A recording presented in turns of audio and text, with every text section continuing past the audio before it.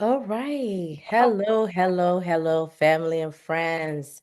Welcome to the Empowerment Moment with Dr. G. I am so happy that you can join us this evening. Um, this is the month of what we call Autism Awareness Month. Autism Awareness Month becomes a time not just about awareness, but it's also about intercession and it's also about interventions. And we call it interventions because it's raising the need for us to prioritize the resources that are necessary to help that individual. It's not about the label, but it's really about the connection. It's about the intervention. It's about what we need to do to make sure that every child receives the best of what God has in store for them. I've been doing a series on staying resilient, and tonight I was actually supposed to have one of my team members join me, but she's gonna have to take a rain check, so she will be with me next month. So Shiri will be back with me next month. But regardless, we have some amazing conversations that we're gonna have tonight. I actually want to have one of our team members share some of the work that she's been doing, but before she does, I just wanted to remind each one of us that there's a reason for the passion that we have in us in raising the child that God has given us. I always say that I'm a woman of faith, so if I make references to God, is that's the reason why I have this big smile on my face because I know that the creator who created me and gave me the amazing children that I have is the same creator that will give me the strength to become resilient in seasons of challenges. And what is most crucial in that journey that I know I have gone through is having a faith community, having Jesus as my Lord and Savior. And I'm not ashamed to say that, but it doesn't necessarily preclude anyone from also saying, yes, I want to know this person. But beyond just that, my goal exists and my goal was created to support families facing autism and other intellectual disabilities. And we do this by making sure we create connections. And we also do this by ensuring that people have access to resources.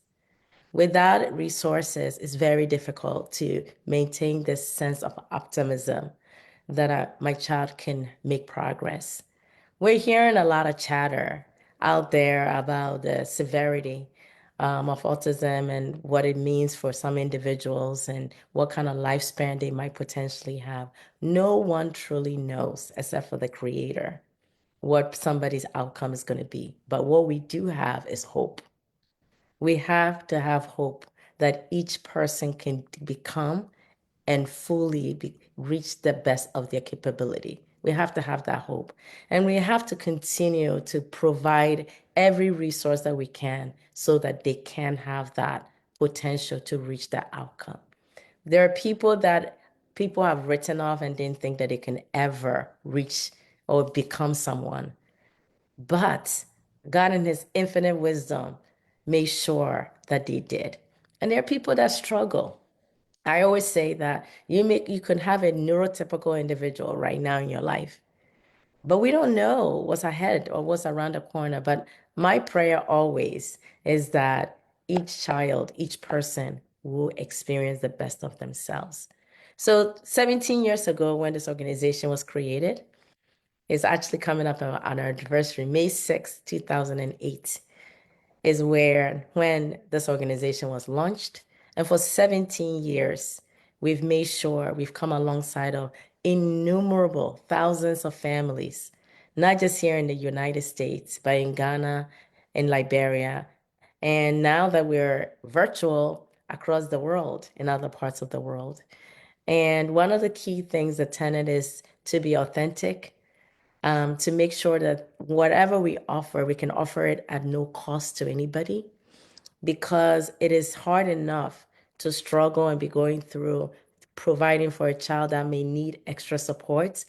But now to also think about how am I going to um, participate in something and have to pay for it. So the mandate that I received from God when I started this was to find ways to create connections and provide resources in a way that it would be at no cost or minimal, if any, to anyone. And I have to tell you, God has been faithful because He's always brought along people, whether it's volunteers, donors, partners, sponsors, families who are willing to give of their time and their service to make sure what we need to deliver occurs and our mission is achieved. And I have to be honest, I just attended a funeral of a dear friend and who was also a generous sponsor of my goal. And I got there and I was just amazed about how the individuals there and the team responded to me being there. They're thanking me for giving them the opportunity to be a blessing to me and this organization. And I'm like, wow, that is what God does. So sometimes when we're given a task, and it seems like, how am I going to make it work? Some way, somehow, He always sends divine help. And that's really what I want to say to people. If you're listening to me and you're like, I don't know how I'm going to make it work, how this thing is going to come together, I want to assure you it will work out one way or the other because God sends it. So somebody said to me, okay, well, this person is passed. They were very good to you. What's going to happen? I said, the same way that I met this person and I shared the vision of my goal, the mission of the organization, and they came along with us and for 11 years supported us. It's the same way that God will cause somebody to hear the story and say, you know what, I want to be a partner. And you're going to hear some of the work that's being done behind the scenes tonight. And you're going to understand why I'm saying what I'm saying, which is that this is a mission to ensure that families who have received a diagnosis or are even concerned about their loved one achieving the outcomes they need, that there will be hope and there's support for them. If you've ever paid attention to the logo, we have yellow and gold. And when we went to rebrand the logo, the hands out there was a source of support. And I remember asking someone, I said, I asked our team members at the time, I said, should we change the name of my goal? And somebody's like, no, I see my goal and I see hope. And if you're part of the Michael family, many of you are far and near, you're part of us. I want you to know that our mission is always to ensure that we are the gateway to hope and creating that connection for you. So I'm not going to take too much of the time, which I've already done, like I always do. I can sit here and chit chat all day long.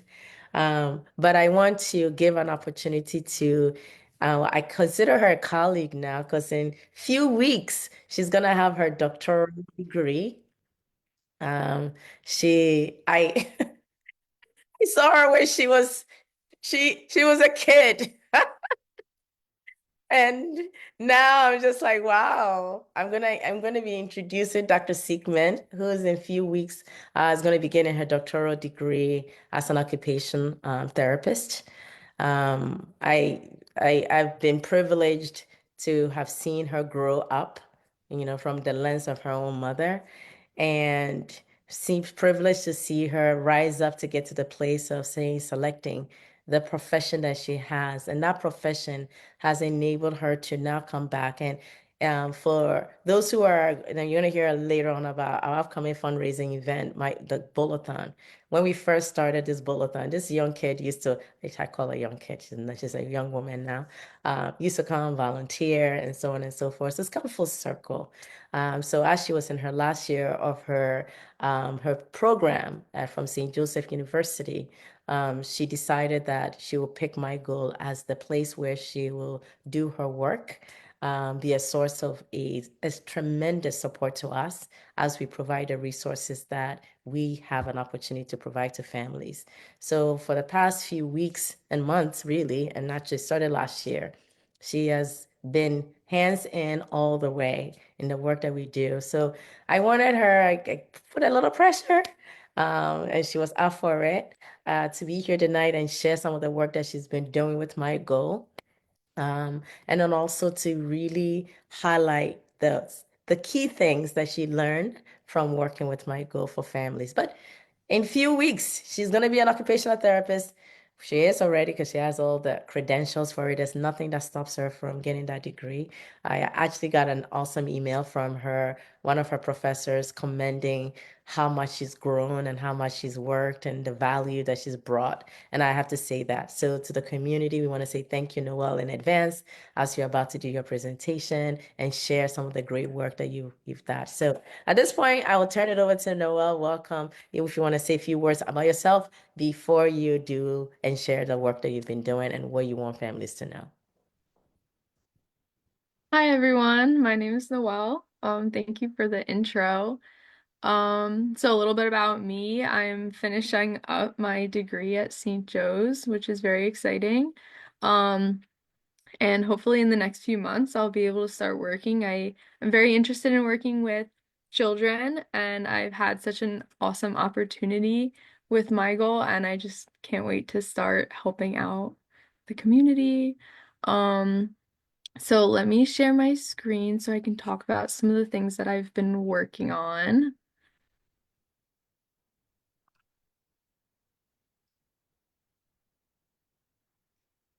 Okay. So I've had the opportunity to work on two main projects. So developing the autism resource kit and updating it, and that is the ARC for short. And then I also had the opportunity to run a sibling support project for siblings who have a sibling, sorry, for children who have a sibling with autism. And this sibling support project was part of my capstone research.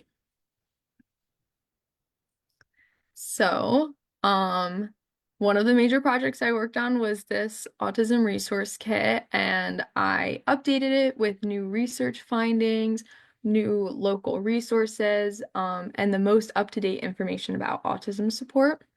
So this guide was designed to support families, especially those who are new to the autism diagnosis, and kind of walk them through each step of the very overwhelming journey. And it's very family-centered, straightforward, easy to understand, and it's a guide to autism-related resources and strategies, all easily accessible in one document. And I'll dive a little bit deeper into each section of the ARC in a little bit. So, a little bit about my capstone research that I've been working on. It is called the Sibling Support Project. So, first, why focus on siblings for this? So, siblings of children with autism often experience increased levels of anxiety, stress, and they sometimes feel isolated. And despite being deeply impacted by their family dynamic, they also tend to be left out of the conversation when it comes to family-based support. So my project set out to answer the main research question, which was, what are the perceptions of well siblings on a 6-week sibling support project? And my three key objectives, so like my goals that I wanted to get out of this, was to explore the experiences and challenges of these siblings, to assess the perceived effectiveness of the sibling support project, and to identify key themes related to sibling support needs and potential benefits of the intervention. So, what was the project that I did? Um, This was a exploratory study, so kind of just like looking into the perceptions of the siblings. And I was lucky to have four awesome siblings participate. They were between the ages of 9 and 12. The criteria was 8 to 13, but they just happened to be a slightly closer bunch.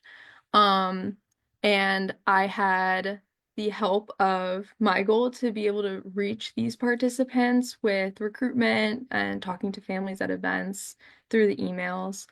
Um, and basically, this was a 6-week virtual sibling support program, and it was based on the Sib Shops model. So, Sib Shops is they uh, run certifications and training. So I went through that to learn how to run these groups. Um, each week included guided discussions as well as fun, interactive activities designed to help participants share, connect, and reflect with each other. So some activities like feelings on a screen and Dear Aunt Blabby help the kids explore and express their emotions in a creative way. And I collected all of my data using interviews with these siblings. I did this before and after the program. And I took all that and I analyzed it to kind of come up with some main themes and outcomes of how they felt their experience was of the program. So what did all of our 6 weekly sessions look like? Each week had a pretty consistent setup. We started with a check-in, then a very high energy activity to try to get all the energy out to be able to sit and like talk for a bit. And then we had a discussion activity and then closed it with another fun activity just to kind of wrap it up, and then a reflection to see how they felt about the session, anything to like maybe fix for next time that would make it better for them. And these sessions gave the siblings a space to share stories, ask questions, and just realize that like they're not alone in their experiences. And even through a screen, they were able to have some pretty meaningful connections. So this time capsule activity, we like they basically went around and took turns answering each of these questions. So, like identifying certain times within their lives, certain situations related to their sibling and their family, some positive, some negative, just to kind of get the conversation rolling. Um, Dear Aunt Blabby, it was framed as an advice columnist that the siblings had an opportunity to help her respond to some advice letters sent to her. So, for example, one of the ones I have on here is Dear Aunt Blabby, maybe you can help me. I really like my sister. She has a lot of special needs, but I love her a lot. The problem is that I get bored just going for walks and watching TV with her. What other things can I do with her that both of us would find interesting? Um, so the important thing about this activity is the siblings are giving advice to each other. It's not like they're listening to some adult giving advice to them. It's so much more meaningful to them to be able to hear it from a peer. So that's why like this was probably one of our best activities that we did, in my opinion, because I was able to hear like a lot of great things that they were telling each other. Um, and then our activity that we did in our final week was super fun too. It was called Sound Off, and they had an opportunity to basically like kind of like air their feelings. And they used this prompt that was if I could tell my parents, my friends, or the whole world, one thing that is good, bad, confusing, or important about having a sibling with autism, it would be blank. And they shared some really awesome things. So what were the outcomes of this research? I really loved hearing what these siblings had to say about their experiences as siblings, as well as what they thought about the actual sibling support project that we did. And it was so eye-opening to see like these siblings were so wise beyond their years. It was incredible. Um, and the siblings appreciated the chance to connect with others who understand what they're going through. They shared a lot of emotions, including pride, frustration, embarrassment, confusion, and this all highlighted how complex their roles as siblings can be. And even though the program was short, it was only 6 weeks, it really made a real difference in how they felt. Um, so these are some of the like data points, and then I also put in some really powerful quotes from two of the siblings. Um, so week 4 was when we did the Dear Aunt Blabby session, and one of the siblings said, as advice, if one of your friends asks, I've done this before, I tell them my brother has autism and tell them what it is. I tell them that he's special and he's different. So this sibling provided this as advice in response to one of the Dear Aunt Blabby letters, and I just thought it was like so simple yet powerful. Um, and then the week 6 session was that sound off activity. Um, and one of the siblings said, sometimes I feel like I'm the older sibling, even though my brother is older than me. And this was definitely a common feeling amongst a lot of the siblings. Um, and it kind of shows that like added responsibility that comes with having a sibling with autism. And then as far as some of the data points, since I had four participants, any numbers that say, so how to talk about their sibling, all four participants mentioned that as something that they got from this program. Um, and then understanding their sibling's perspective and recognizing their sibling role and responsibility was another common one where three participants out of four said that. Um, and then as far as comparing their overall perceptions, there was a lot of positive ones with siblings mentioning that they liked having peer advice, they liked having the small group, they liked sharing their feelings and having that peer friendship. As far as some negative thoughts that they shared, were things like activities were sometimes too long, they were struggling with some distractions during the sessions, desire for gender balance. We did have three boys and one girl, so that was kind of part of the reasoning behind that. And things like like some activities were non-engaging in their opinion. So those are some of the negative perceptions. Um, So then, why this matters for families like you and OT as a profession? From an OT perspective, this study reinforces the importance of including all family members in care, not just the individual with the diagnosis.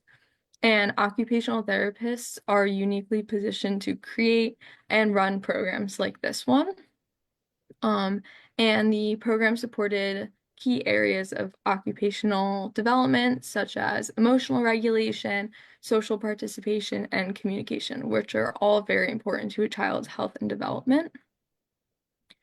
Um, so if your child is interested in participating in something like this, there are almost 100 already established programs within the state of New Jersey and a bunch all throughout the country as well.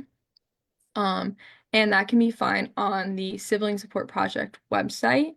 So I can put the link in the chat later, but it's pretty easy once you search on Google Sib Shops in New Jersey. The first link will take you to this website, and you can put in your town or your county, and it'll show you all the already established programs, and it'll have contact information, uh, information about when they meet, like how often they meet, what time. Um, so it's pretty awesome. Like these people running these sip shops went through the same training that I did. So it's going to be a very similar setup, similar curriculum, things like that. Um, And so that's it for my capstone research that I worked on. Let me know if you have any questions, but I can move on and start going a little bit more into detail about the ARC, which was a very big project, lots of pages, but I can do kind of like a quick overview of each chapter for you guys. Um, Well, Noelle, while you're getting ready to do that, do you want to say anything or comment from your perspective? You're giving us a hand clap inside here. Good evening. Sorry, sorry. Um, yeah, I really want to commend Noelle, because I know my daughter participated. And when I was listening to some of the responses, I could tell which one is from her, and I really get it. And I really get it. And I think that was really helpful for her, during those times. She was always looking forward. In fact, now she heard your voice, she heard you speaking, and she said, "Oh, that's Miss Noelle from afar." So I really want to say it was really a um good time for her. She enjoyed, meeting other siblings, talking with you, and then playing the games. But I wish you could continue, but I mean, so thank you so much, for um, for those few weeks that you spent with them. That was really, really helpful. I'm glad she liked it. Thank you so much for that feedback, Ade. Lilia, you have your hand up. Hi, everyone. Hi. Happy to be here today. And I'm glad that you guys had this program. I never had the opportunity to sign up Dorana siblings. Dorana has 5 siblings, Mm. and always been searching for something like this. Now that I am in a different state, I would like to search for those programs. Yeah, no, I I think what Noelle shared is the fact that they have this in across the country, so we can look into it. It's definitely, as she's doing the presentation, it's definitely challenging me that we need to find a way as an organization to see how we can support something like that. Because even like what Ade just said highlights the need. She did the same similar presentation for our board of directors, and they did ask the same question. So it shows the value, it shows the need, and something that we can explore. Well, we used to do a similar activity. It wasn't run through SIP Shop, but when we used to have live support group, we used to have a section for siblings. So initially, when she said she was going to do this as a virtual, I was kind of like, how is this going to work? But I'm glad to hear that it was beautiful. The comments are really great. And so perhaps across the country, other people are hearing it. This is definitely something to consider as well, too. But we want to thank her for, the work. And yes, absolutely. Thank you for that feedback. Yeah, and part of the reason why I actually ended up going with the virtual format, while it is a little bit harder, I wanted to make the opportunity available for as many kids as possible. And I had some participants from New Jersey, but also I had some participants from Florida. So it ended up working out well that a lot of kids were able to participate whether or not they were in the area. Yeah, no, I think that's great. It definitely enables us to have a more of a global reach than the current place that we do. So definitely want to stay tuned, people. So I'm going to share my screen now for the autism resource kit.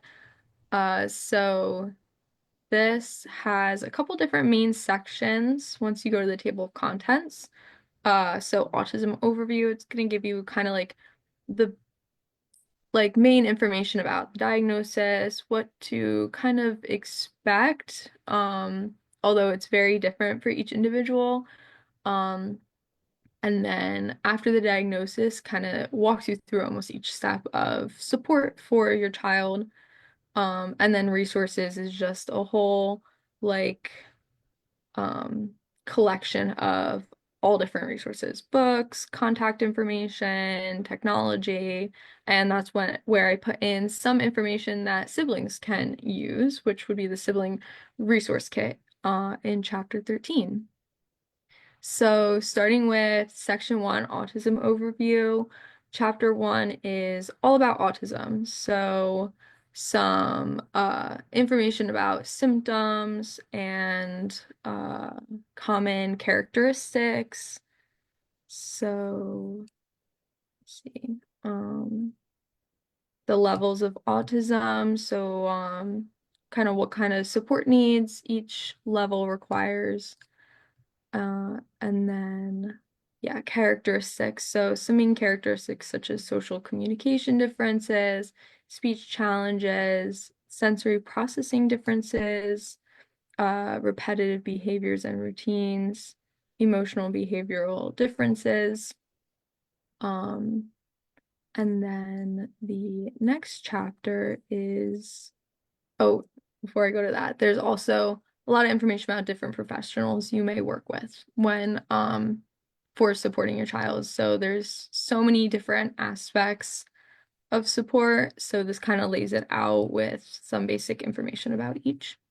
And then each chapter also has a key points at the end. So this kind of gives a quick summary, but also something to refer back to just the main, most important things from each chapter.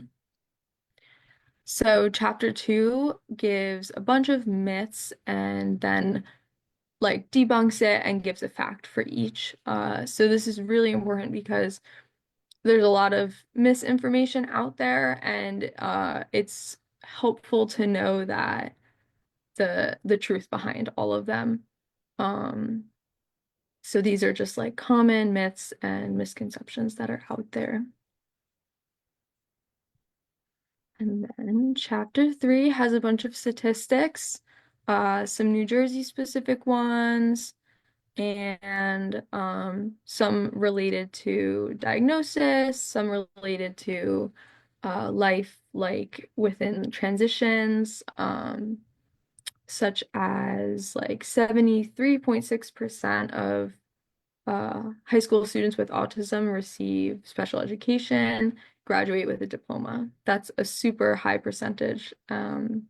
So some things like that, as well as a little bit of a breakdown of healthcare costs. And then those are those specific statistics from New Jersey down at the bottom.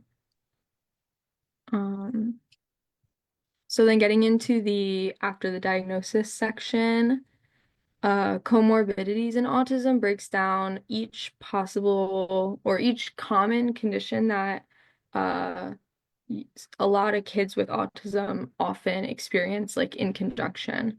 Um, and it kind of breaks down what a comorbidity actually is and gives a little bit of information about each one. So ADHD, anxiety, depression, these are some of the most common ones.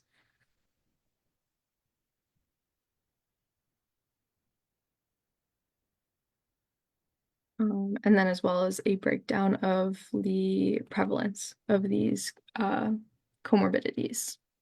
So you can see motor difficulties, sensory processing disorder, sleep, ADHD, those are very big ones.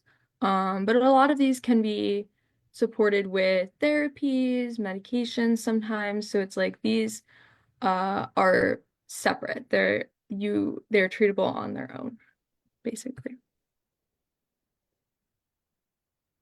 And then therapies. So breaking down all different types of therapies, how they help, kind of like a little bit of information about what each of them entails. So there's early intervention for children up to 3 years old. And then for behavioral approaches, there's ABA therapy and a couple subsections within that. And for development, speech and language therapy, occupational therapy, physical therapy, these are all the main ones. And then some information about education, but there's a lot more information later on about education as well. And some pharmacological approaches, psychological approaches. This really breaks down every single aspect of therapy. So biomedical interventions kind of dives into diet and nutrition support as an alternative way to help some of the behaviors, and kind of goes into the leaky gut theory and like benefits of these dietary changes. There's some information about supplements and how they can serve some benefits. And then a little bit about the immune system too, as well as tips. A lot of these sections include tips and strategies, things to use.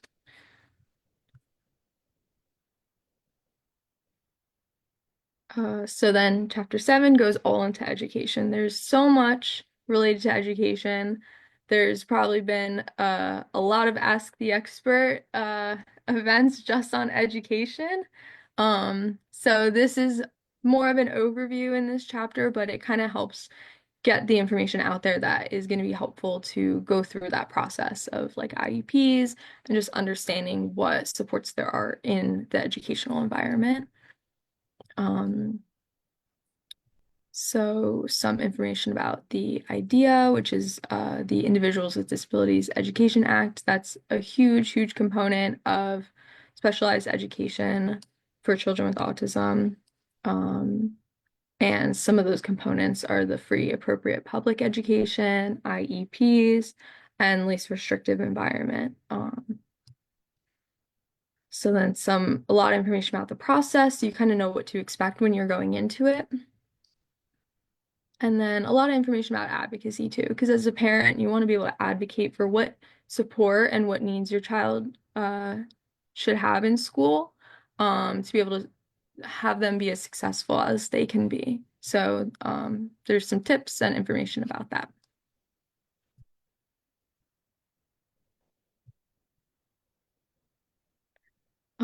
So then chapter 8 is navigating finances. So information about financial assistance, insurance, ABLE accounts, different financial aid programs. This one has a lot of resources within it, Social Security benefits and what you kind of need for each of the Social Security benefits for like different ages. Some information about financial planning for the future.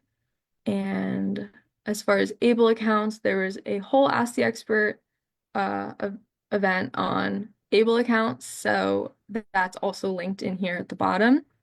Most of the information in this section is from that event.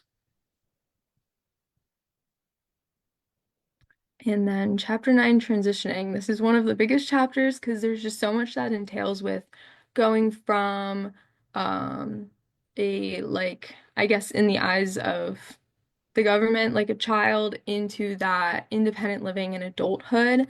And a lot of the supports change, and there's just so much that goes into planning for that, which is why it's a process that starts a lot sooner than you would anticipate. Usually by age 14 is what's recommended for starting this transition and planning everything. So this breaks down guardianship and what to know for that, how to apply for it, and how there's different levels to it, and what's best for your child. Like you can go off of all these different options. So there's a section about alternatives to guardianship, so things like supported decision making, durable power of attorney, advanced healthcare directives. So it kind of breaks down all of those. And as well as a lot of information for how to actually apply for guardianship. And this is all New Jersey specific, as well as some links. And the New Jersey Division of Developmental Disabilities, there's a lot of information on that, how to apply, what kind of services you got from it. Goes a little bit into post-secondary education as far as planning for what to do after graduating high school. And employment, a couple different like opportunities within employment such as vocational rehab services, job coaching, customized employment. So that breaks down all of those. There's also a lot of information about healthcare transition, making sure that the supported as far as specialized healthcare continues into adulthood, after making that transition. A lot of information about housing. This was also from an Ask the Expert presentation.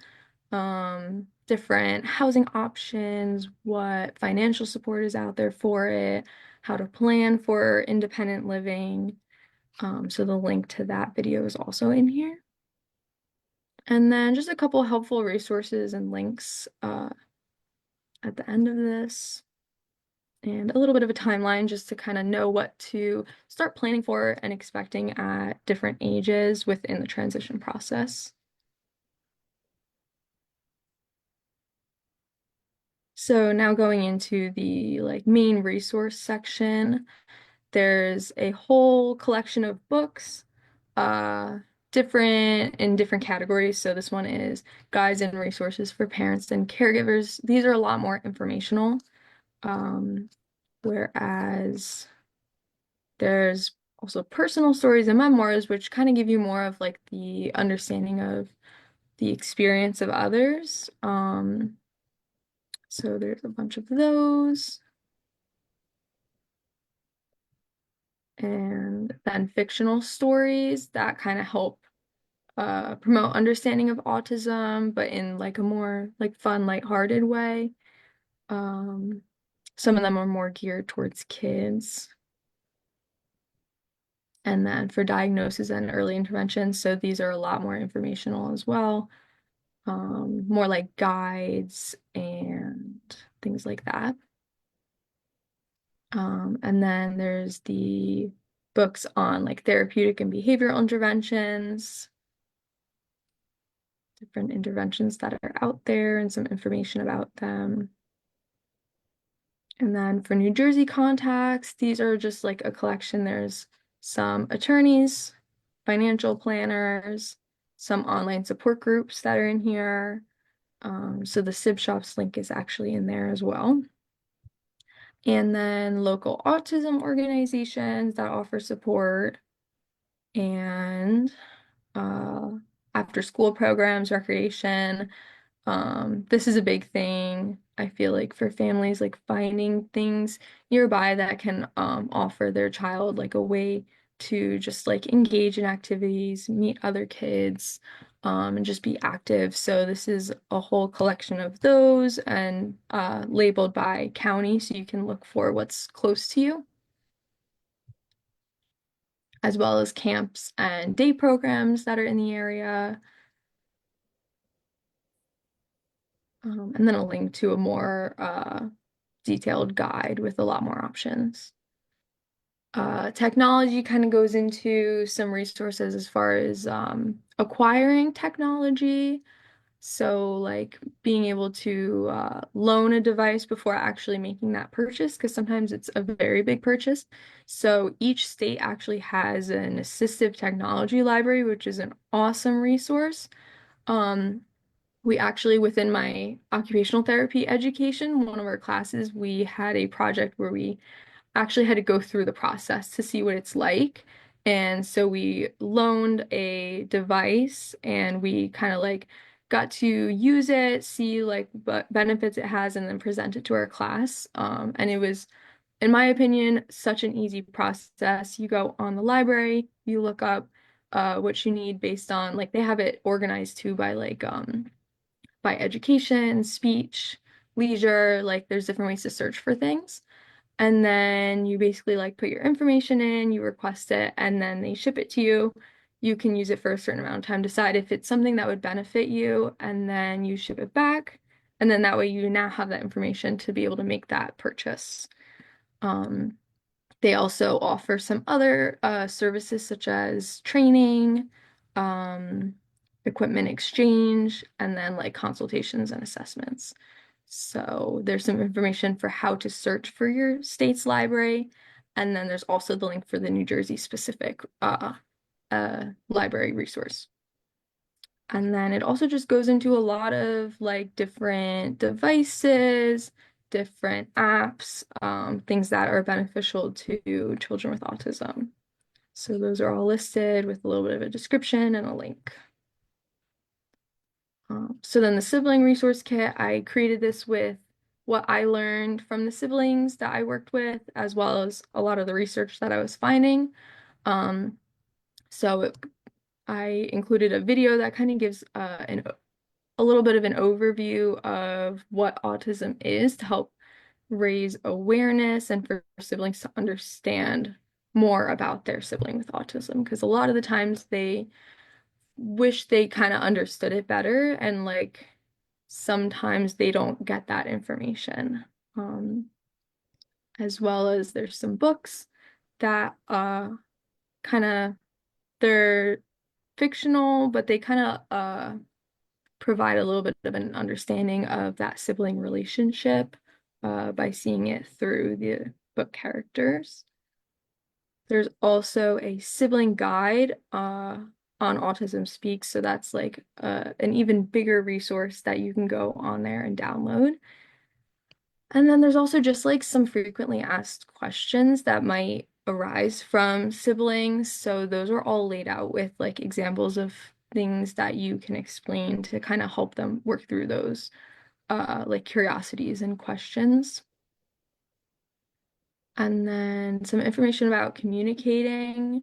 That was one of the things that came up actually a lot. I feel like in our group was like having difficulty communicating with their sibling, especially because sometimes um, children with autism have those communication challenges, sometimes use speech devices, have a hard time letting their feelings known. So being a sibling, it's kind of hard not being able to talk to your sibling.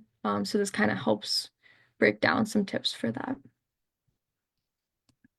And then like a brief little overview of the toolkit is in there as well. And then it ends with all the MyGoal resources and what they have to offer, which you guys already know. And then the New Jersey Human Services resource document. This is the most up-to-date version, and there's a link to this at the end. So that is all. There's a lot, and it's a very, very helpful but long document. Awesome. That's a wonderful job, Noelle. Lilia.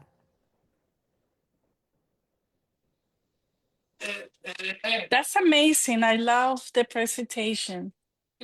I wish they had something like that in Utah. I live in Utah, and I guess it's gonna take me time to get something what you put together. Um, are we getting the presentation? Yes, so this is being recorded, Okay.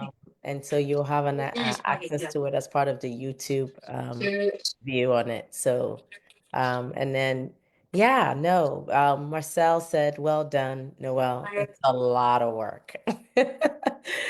It was super amount of work. And I put her on the spot because she wasn't even supposed to go into that detail tonight about it. But I mean, as you can see, as she's describing it, this is somebody who spent a lot of time on it. We had this project was done over 10 years ago. I think the last update was 2011. So 14 years ago now. Seems like, wow, that's a long time. And so she took something and made it even 100 times better. So thank you guys so much for giving her that feedback. Pat, you've been around long enough. Any thoughts or feedback for Noelle on this project and stuff she's worked on? Well, sorry, I'm driving, but I was trying my best. She did a great job. Thank you so much. A great, awesome job. Awesome job. All right, awesome. That's why I wanted her to say it because Pat has been around for a while, so she knows to really kind of speak to that. All right, great. No, I think one thing that I noted, and I was like, oh my gosh, she just did it, is that the statistics for autism just changed to 1 in 31. So we'll probably just need to update that numbers. And that's the joy of doing these things, but then all of a sudden new information comes out. So and you know, one the disclaimer I'll put out there is that while she pulled the resources local available to us, those are not exhaustive in any means. These are some of the organizations and programs that she found and included. So there's no particular endorsement from ours at all. Wanted to say that so somebody doesn't get mad at me and say, well, how come I'm not on there? No, this is just to list an example. So people have a place to start from that perspective. So Noelle, fantastic job. You really did an amazing job presenting it again today and even sharing your research. I think you're going to, you know, have your fingerprints on all the work that's being done. And that's why we wanted to publicly have you present it so that there's no question who was the author behind it all. So thank you and great job.